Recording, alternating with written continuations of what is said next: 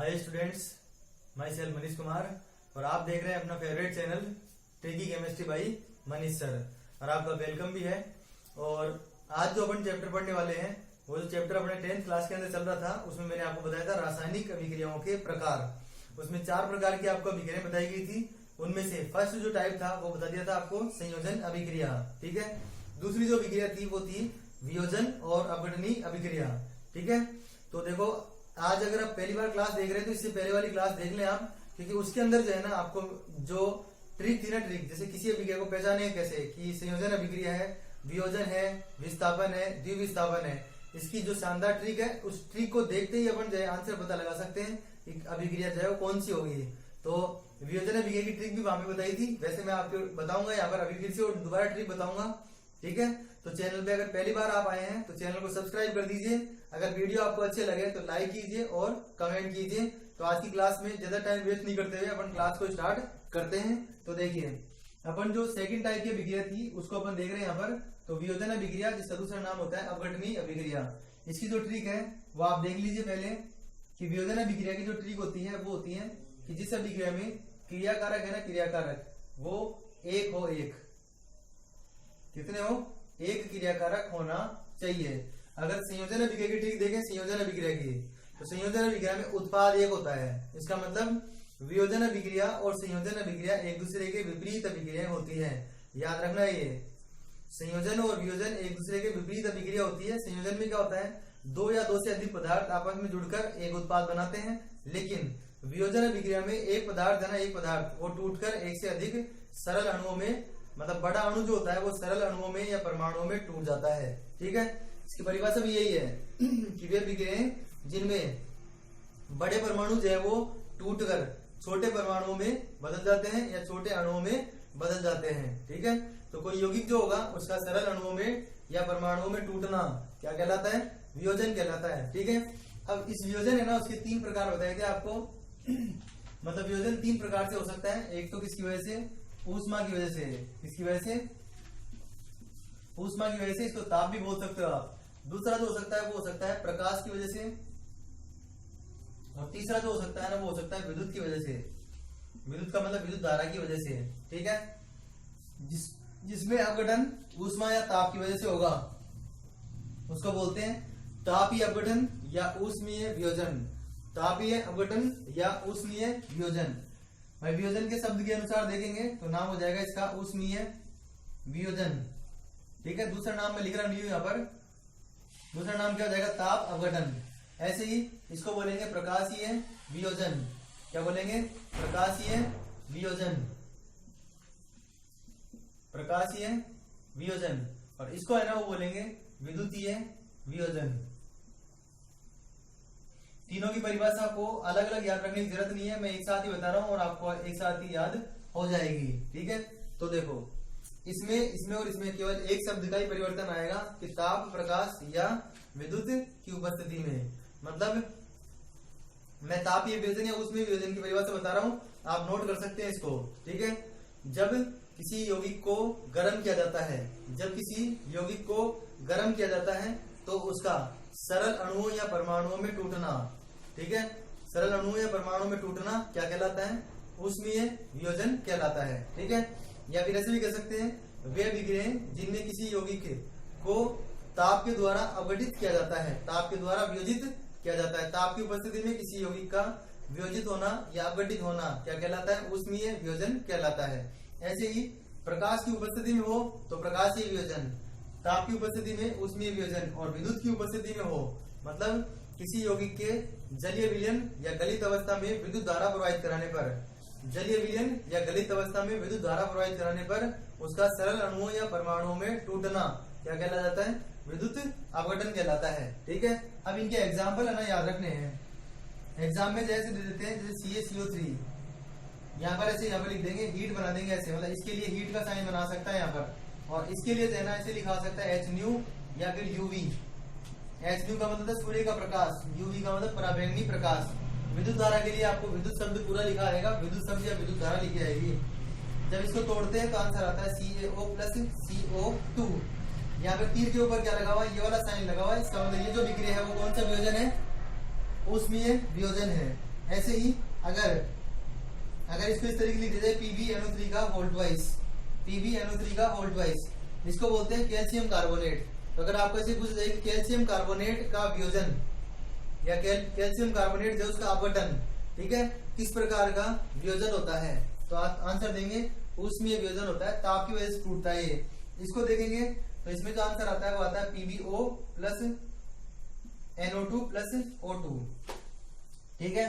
लेकिन यहाँ पर देखो जो ऑक्सीजन वो कितने हो गए 5, और यहाँ पर ऑक्सीजन कितने हैं 6। चैप्टर की स्टार्टिंग में मैं बताया था आपको रिएक्शन को बैलेंस करना, तो रिएक्शन बैलेंसिंग बता रखी है आपको। तो देखो उसके लिए क्या करना पड़ेगा, अन्य परमाणु को संतुलित करते हैं पहले। तो Pb 1 है, यहाँ पर भी 1 है, N है ना, N यहाँ पर 2 है, यहाँ पर 1 है, इसका मतलब क्या करना पड़ेगा 2। ऑक्सीजन कितने हो गए 4, 1 5 और 2 7, यहाँ पर कितने हैं 6। इसका मतलब या तो इसको ऐसे कर दो आधा, या फिर इसी अभिक्रिया को आप ऐसे भी लिख सकते हो बाकी सबको डबल करके, जैसे से लिख दो 2 PbNO3 का होल ट्वाइस, बाकी सबको डबल करना है 2 PbO 4 NO2 और प्लस O2। एग्जाम में जो क्वेश्चन है ना वो इस तरीके से पूछा हुआ है PbNO3 और यहाँ पे ऊष्मा या ताप लिखा हुआ दे दिया था, ये उत्पाद आपको बताने थे। कई बार ऐसे भी होता है कि इनमें से एक उत्पाद है ना उसको लिख देते हैं, बाकी 2 उत्पादों के लिए आपसे पूछा जाता है, ठीक है। तो इस तरीके समझ गए आप। अगर तीर के ऊपर आपके पास क्या लिखा हो, ताप लिखा हुआ हो, तो अपन क्या बोल देंगे उसको ऊष्मीय वियोजन, ठीक है। उसके बाद में प्रकाशीय वियोजन का एक मोस्ट पॉपुलर एग्जांपल है AgBr। AgBr के ऊपर यहाँ पर लिख दिया जाए सूर्य का प्रकाश, क्या लिख दिया जाए सूर्य का प्रकाश। तो सूर्य का प्रकाश यहाँ पर दिया जाए तो आंसर आता है Ag प्लस Br2, और बैलेंस करेंगे तो 2 Br हो गए, तो यहाँ पे 2 लगेगा, यहाँ पर भी क्या जाएगा 2। और AgBr है ना, AgBr उसके लिए पूछ सकते हैं आपसे, क्वेश्चन पूछा हुआ है ये फोटोग्राफी में प्रयुक्त पदार्थ का नाम लिखो। फोटोग्राफी जो है ना, फोटोग्राफी उसमें प्रयुक्त पदार्थ का नाम लिखो, तो उसमें प्रयुक्त पदार्थ का नाम आपको लिखना पड़ेगा सिल्वर ब्रोमाइड। क्या नाम है इसका, Ag का नाम होता है सिल्वर, Ag का नाम होता है सिल्वर, और Br को बोलते हैं ब्रोमाइड। तो जो सिल्वर ब्रोमाइड है उसका उपयोग किया जाता है फोटोग्राफी के अंदर, जो फोटो खिंचवा के आते हैं ना उसमें काम में आता है ये, ठीक है। तो AgBr फोटोग्राफी में काम में आता है। सूर्य के प्रकाश की वजह से कौन सा वियोजन हुआ, प्रकाशीय वियोजन। इसी तरीके से मान लो अगर HCl को तोड़ा जाए, वही सूर्य का प्रकाश लिखा हुआ है यहाँ पर, तो इसका जो आंसर आएगा वो आएगा H2 और Cl2। क्या जाएगा H2 और Cl2, ठीक है। तो सूर्य के प्रकाश की उपस्थिति में अगर है तो कौन सा वियोजन होगा, प्रकाशीय वियोजन। अब देखते हैं विद्युतीय वियोजन। तो विद्युतीय वियोजन का मतलब मैंने क्या बताया था अभी, कि विद्युत धारा का प्रवाह केवल कब होता है, जब वो गलित अवस्था में है, या फिर द्रव विलयन बना हुआ उसका, या फिर जलीय बोल सकते हो यहाँ पर। मतलब एक तो कौन सी अवस्था होनी चाहिए, गलित। गलित का मतलब वो पिघला हुआ हो, और एक दूसरा उसको जल में घोल रखा हो। भाई एक तो खुद पिघल जाए और द्रव अवस्था में आ जाए, और एक उसको पानी में घोलकर द्रव अवस्था में बदला जाए, ठीक है। तो गलित या जलीय में से एक अवस्था होनी चाहिए। जैसे नमक जो होता है, नमक उसमें ठोस अवस्था में करंट नहीं आता, लेकिन अगर मैं इसको ऐसे बोल दूं लिक्विड, लिक्विड का मतलब गलित, द्रव अवस्था में हो गया ये, और इसमें विद्युत धारा का प्रवाह किया जाए, क्या किया जाए, इसमें विद्युत धारा प्रवाहित कराई जाए, तो ये आंसर आता है Na प्लस Cl2। इसको बैलेंस करेंगे तो यहाँ पर आ जाएगा 2 और 2। ऐसे ही अगर जलीय विलयन के लिए बोले तो जल खुद भी लिख सकते हैं अपन यहाँ पर, तो H2 और O2। ऑक्सीजन 2 है, यहाँ पर 1 है, इसका मतलब डबल और डबल, ठीक है। एक बार दोबारा देख लो, ये जो रिएक्शन है वो बहुत ज्यादा इंपॉर्टेंट है। पहली चीज, वियोजन अभिक्रिया संयोजन अभिक्रिया की विपरीत होती है, ये क्वेश्चन आ सकता है। आप आंसर क्या लिखोगे कि संयोजन अभिक्रिया में 2 या 2 से अधिक पदार्थ जुड़कर एक उत्पाद बनाते हैं, जबकि वियोजन अभिक्रिया में एक क्रियाकारक छोटे उत्पादों या छोटे अणुओं में टूटता है। तो एक दूसरे के विपरीत हो गए। दूसरा, वियोजन अभिक्रिया की परिभाषा पूछेंगे तो वे अभिक्रियाएं जिनमें एक क्रियाकारक ताप, प्रकाश या विद्युत धारा की उपस्थिति में सरल अणुओं या परमाणुओं में टूटता है, तो इसको बोलते हैं वियोजन या अपघटनीय अभिक्रिया, ठीक है। इसका मतलब जो बड़े वाले थे उनका अणुभार भी ज्यादा था, और जो छोटे हैं उनका अणुभार कम है। इसका मतलब आपको ध्यान रखना है कि बड़े से छोटे में बदलेगा। 3 भागों में इसको बांटा गया है, ताप के कारण और प्रकाश के कारण और विद्युत धारा के कारण। 3 प्रकार के वियोजन हो सकते हैं, ऊष्मीय, प्रकाशीय और विद्युतीय वियोजन।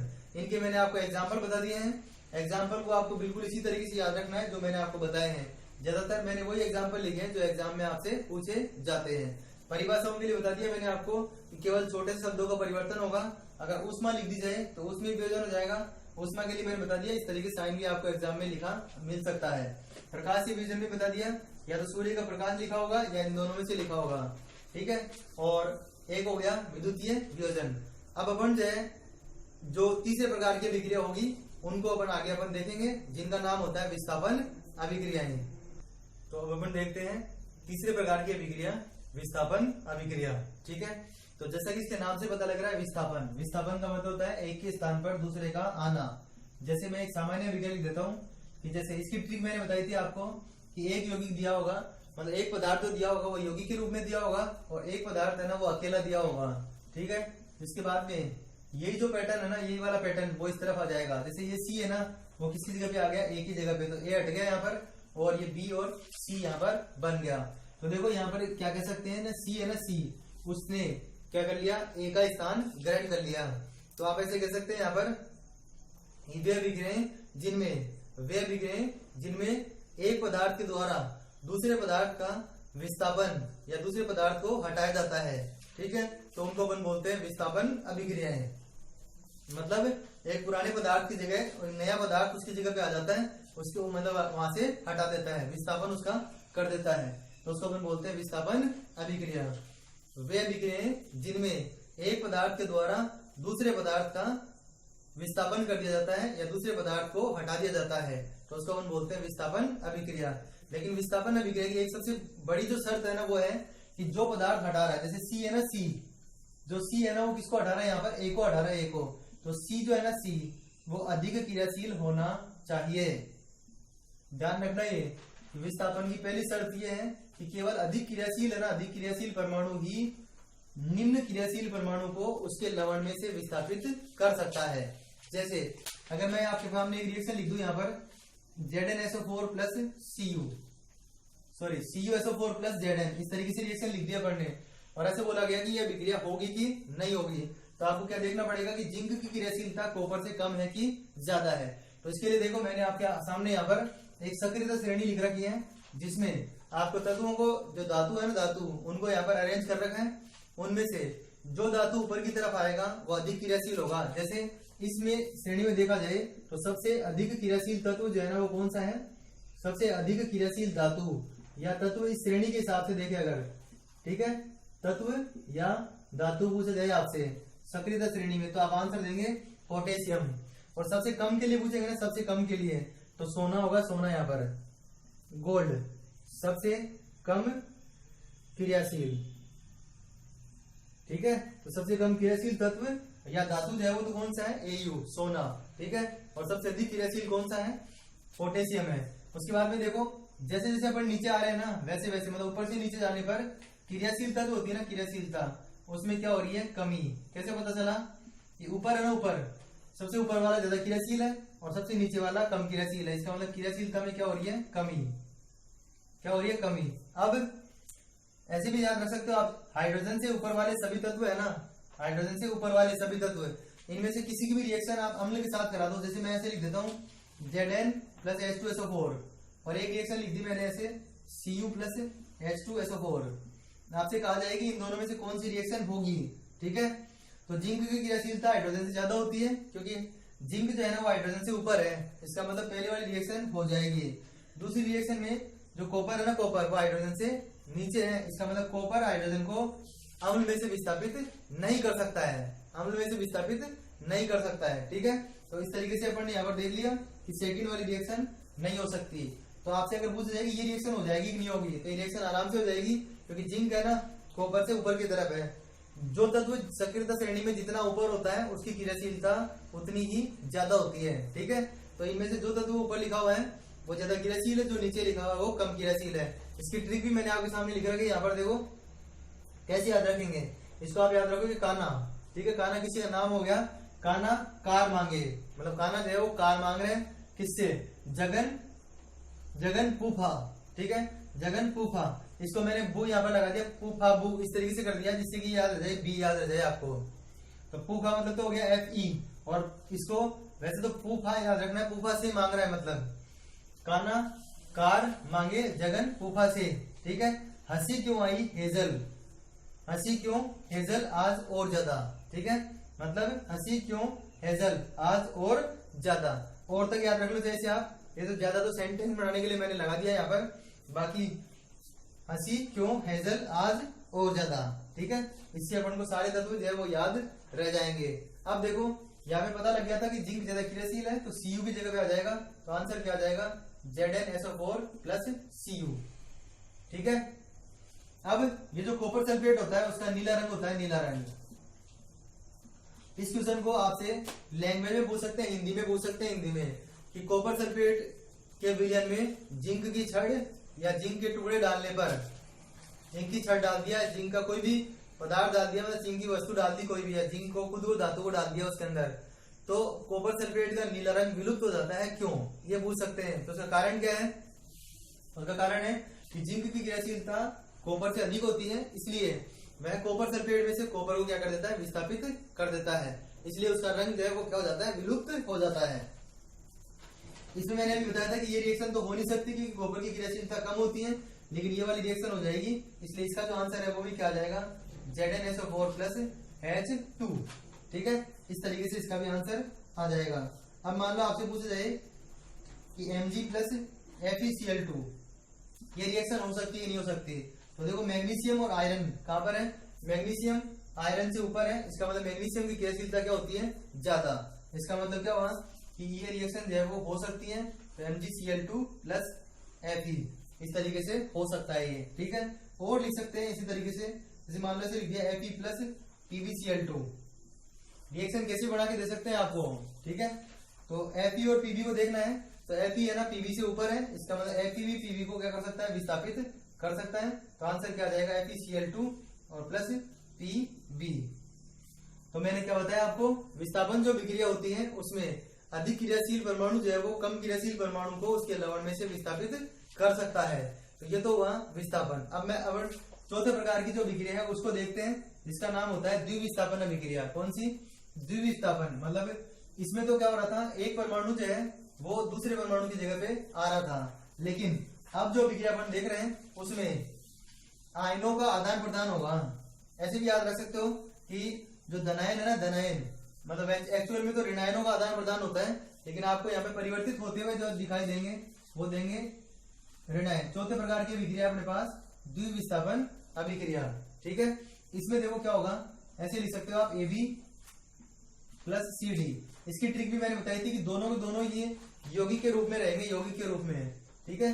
तो आंसर आ जाएगा AD प्लस BC, ठीक है। जैसे अगर मैं कोई रिएक्शन लिखूं यहाँ पर, जैसे मान लो लिख दिया AgNO3 प्लस KCl, ठीक है, या फिर ऐसे लिख दिया BaCl2 प्लस Na2SO4, या फिर ऐसे लिख दिया HCl प्लस NaOH। तो आप यहां से डायरेक्ट ही पता लगा लेना, ये यौगिक के रूप में, ये भी यौगिक के रूप में, इसका मतलब क्या हुआ, दोनों के दोनों यौगिकों के रूप में उपस्थित है। इसका मतलब ये ना तो संयोजन अभिक्रिया हो सकती है, ना ही वियोजन हो सकती है, और ना ही विस्थापन अभिक्रिया हो सकती है। कौन सी होगी, द्विविस्थापन अभिक्रिया होगी। आपको कुछ नहीं करना, पहला ये किसी यौगिक में जो पहले नंबर पे आता है उसमें प्लस होता है, दूसरे पे आता है वो माइनस होता है, तो ये हो गया, पहले का प्लस दूसरे के माइनस के साथ जुड़ता है, और पहले का माइनस दूसरे के प्लस के साथ जुड़ता है। अगर इनके आवेश बराबर हो तो इनकी संख्या क्या रह जाएगी, बराबर रह जाएगी, तो AgCl और KNO3, यही सब का आंसर हो गया, ठीक है। ऐसे ही इस पे बेरियम जो इसके +2, इस पे -1। अगर चार्ज का पता नहीं चले आप, तो आपको ये ध्यान रखो कि इन दोनों को आपस में जोड़ना है, इन दोनों को आपस में जोड़ना है, तो एक आंसर तो क्या आ गया BaSO4। और Na जो NaCl के साथ जुड़ता है, तो सबको पता है NaCl आंसर आता है, Na2Cl2 नहीं आता, NaCl आंसर आ जाएगा, और यहाँ पर जो 2 है ना वो बैलेंस करने के लिए यहाँ पे लगा देंगे। ऐसे ही S जुड़ेगा OH के साथ, Na जुड़ेगा Cl के साथ, तो क्या आंसर आ गया NaCl प्लस H2O, ठीक है। अब देखो जैसे ये जो AgCl और ये BaSO4 बने ना, ये इस प्रकार के ठोस हैं जो ठंडे जल या गर्म जल किसी भी जल में विलय नहीं होते, किसी भी जल में विलय नहीं होते। तो वे पदार्थ जो किसी भी पदार्थ में विलय नहीं होते, उस पदार्थ को बोलते हैं उस ठोस पदार्थ का नाम होता है अवक्षेप। क्या होता है? अवक्षेप। और जिस अभिक्रिया में अवक्षेप बनता है उन अभिक्रियाओं को बोलते हैं अवक्षेपण अभिक्रियाएं। तो द्विविस्थापन अभिक्रिया ना, द्विविस्थापन अभिक्रियाएं, उनमें से ज्यादातर अभिक्रियाएं जो होती है वो अवक्षेपण अभिक्रियाएं होती हैं। फिर बता रहा हूं मैं, अवक्षेप किसको बोलते हैं? किसी अभिक्रिया के दौरान बना वह ठोस पदार्थ जो जल में या किसी अन्य पदार्थ में अविलय होता है। अविलय जैसे मिट्टी होती है ना, मिट्टी वो सब में अविलय होती है, तो अवक्षेप वही एक तरह से, ठीक है। लेकिन उसमें और उसमें अंतर इतना ही है कि ये अभिक्रिया के बाद में बनता है और वो जो है ना वो पहले से बनी हुई होती है, ठीक है। तो आज अपन ने जो अभिक्रियाओं के 3 प्रकार बचे हुए थे, वियोजन, विस्थापन और द्विविस्थापन, उनको भी खत्म कर दिया। इस प्रकार से चारों प्रकार की अभिक्रियाओं को अपन ने यहाँ पर देख लिया है। तो आप अगर चैनल पे पहली बार आए हैं तो चैनल को सब्सक्राइब कर दीजिए। वीडियो आपको अच्छे लग रहे हैं और इसी तरीके से वीडियो आपको चाहिए अगर, तो वीडियो को लाइक करके बेल आइकन को प्रेस कर दीजिए, जिससे कि आपके पास नोटिफिकेशन सबसे पहले आ जाए। और ज्यादा से ज्यादा स्टूडेंट तक आप इन क्लासेस को शेयर कीजिए। Thanks for watching.